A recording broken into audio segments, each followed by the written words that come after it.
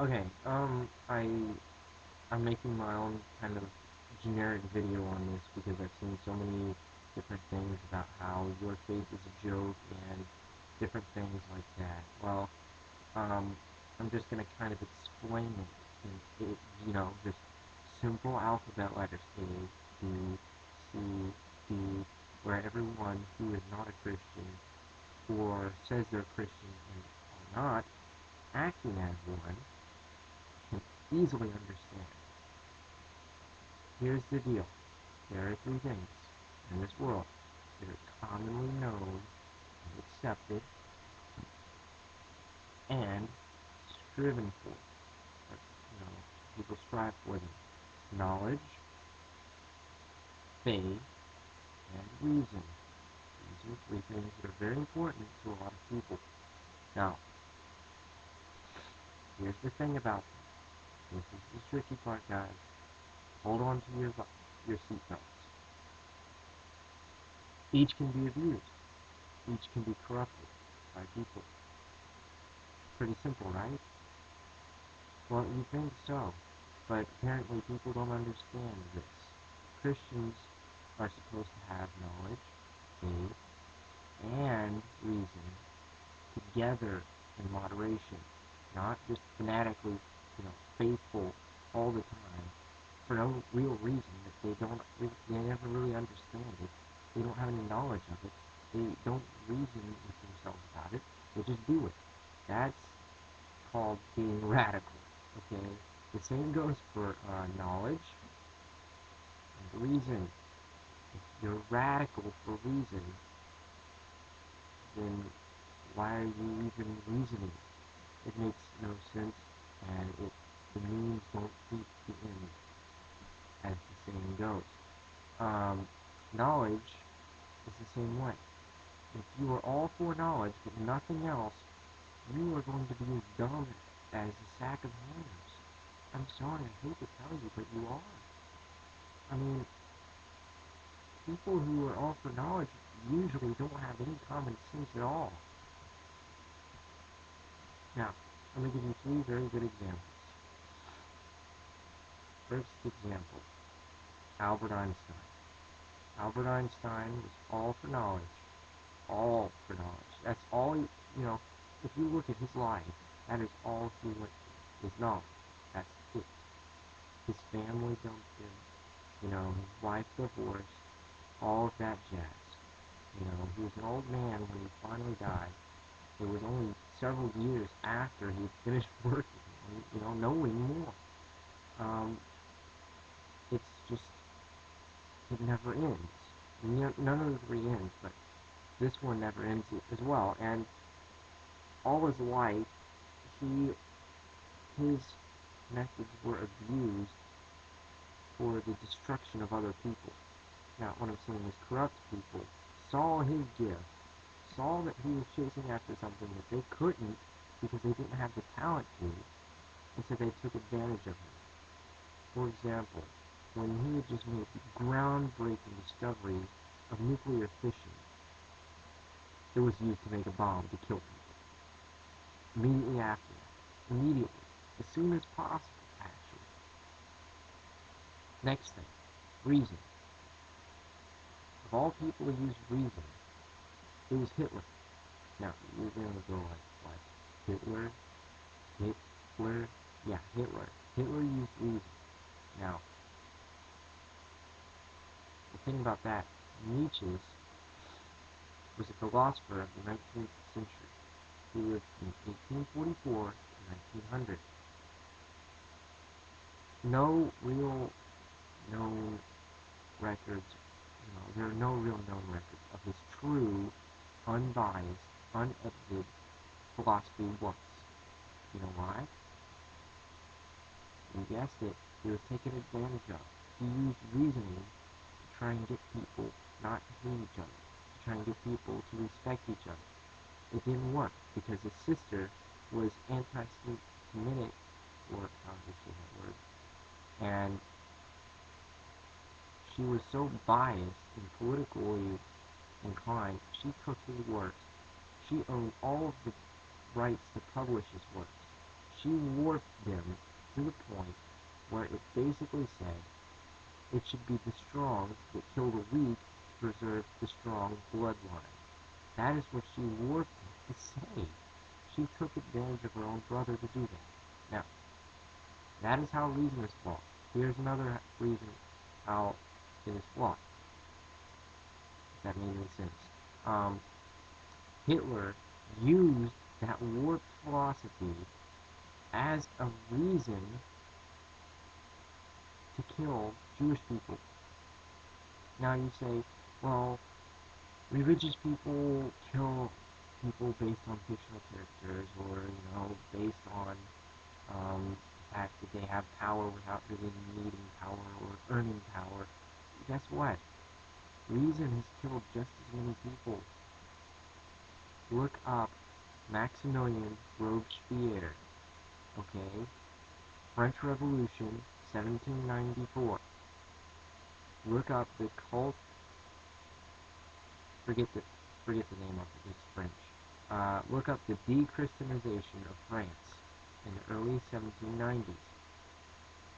Maximilien Robespierre used reason above faith and knowledge, and therefore killed thousands, hundreds of thousands of people, innocent people. And not only that, but he targeted the church. He targeted all Christians, and he killed every Christian that he could. And you're saying, well, that's not reason, that's insanity. No, he used reason as a basis for that insanity. Hitler used reason for a basis to that insanity. Without faith and knowledge, reason is useless. And it makes no sense why people say, well, it's not reasonable. I can't reason with it. I saw a video, Your Faith is a Joke, by Pat Connell. Look, I hate to tell you this, but hating the people that you don't like is the same thing Hitler did for the same reasons. Your reasoning makes no sense, so therefore, since your reasoning is sometimes corrupted by people that you don't even know, I should not have to respect it. Some Jewish people were corrupt. Yeah, Hitler didn't have the right to kill all of them. No, he didn't. Just because some Christians say they're Christians and they're not, does not give you the right to just disrespect people you don't even know, millions of them. And in saying that you're going to do that, you make yourself worse than Hitler. I mean, yeah, it does sound crazy, doesn't it? It sounds insane, but you know what? It's true. Look at history. When Hitler disrespected the Jewish people when he was first elected, within the first month, he disrespected the German Jewish population. And the people thought it was a joke. They did not take it seriously. They said, look at that, that's funny. How they can't do that? How funny. And then he started killing people. And then it wasn't funny anymore. It was not funny at all. Because they realized, oh crap, he's serious. Pat Connell, you sound pretty serious to me. And I'm not laughing. I'm sure every other person in their right mind wouldn't laugh at that either. It's not funny. It's not a joke. I know it's not a joke. So seriously, if you want to be that way, fine. But seriously, don't expect people to think you're a reasonable person, because you're not. Any reasonable person would reason with their mind that you must have moderation in all things. Makes sense, doesn't it? There we go. I just used reason to reason that I have to have moderation in things. And yes, this does include faith, if you didn't know that. The Crusades were a perfect example. Now, I don't have any specific person partially because I don't know any specific person, but I know there are people that use faith and abused it. The Catholic Church in the 1400s and the early 1500s, before Martin Luther, the Protestant reformer, it was so corrupt because it was being abused by so many people for their own money, their own greed, their own power, whatever have it. Which leads me to another point. If you say you cannot have faith in anything, you should not have faith in anything, let me tell you something. That is about as possible as for me to just right now spawn a pig into this room and make it fly through the window. Right now in front of this camera is just as possible. You know why? Money is worth a certain amount of gold, right? Obviously, the paper dollar bills are worth a certain amount of gold. This is worth one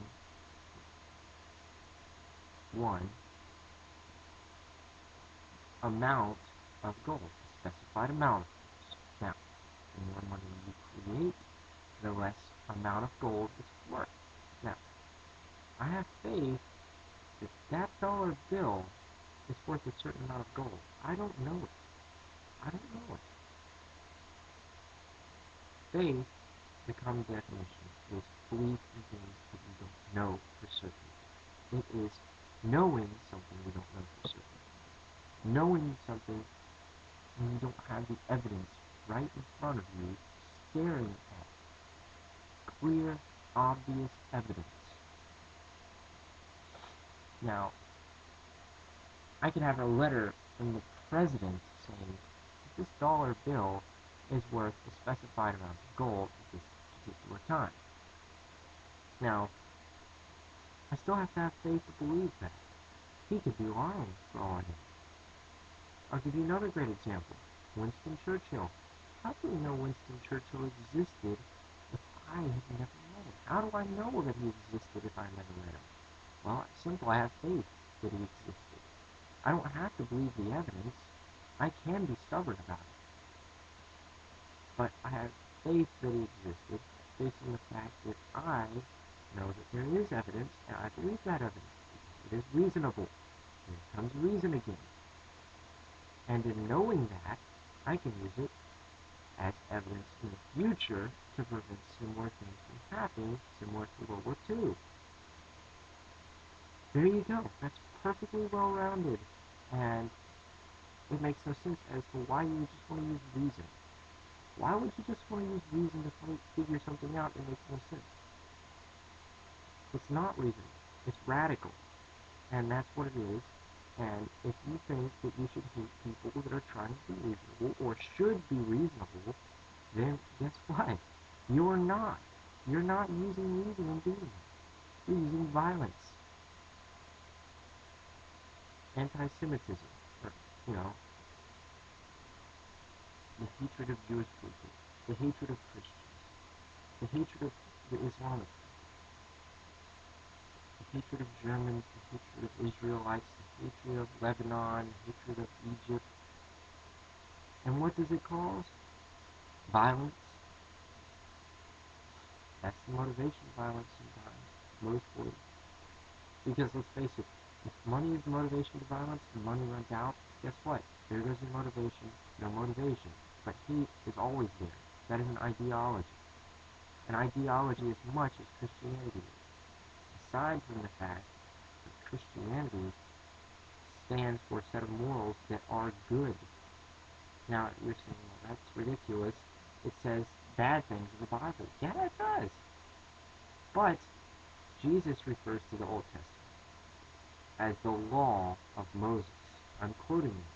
That is actually said, quote, in the Bible, in the New Testament.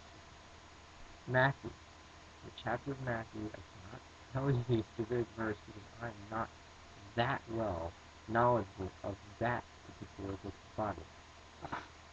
But this said, and being the law of Moses and not the law of God, it makes sense that that's like legalism, and that's why Jesus said that he was bringing something new to the world, because something that was old was not working. So you see now that you need three things: faith, reason, and knowledge working together in moderation for anything to work.